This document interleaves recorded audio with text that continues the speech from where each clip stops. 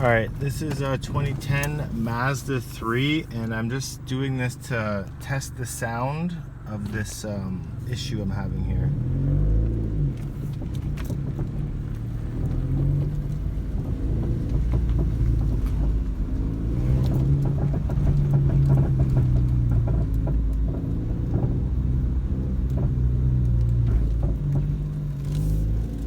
If anybody knows what that noise could possibly be, it sounds like it's coming from the left front end.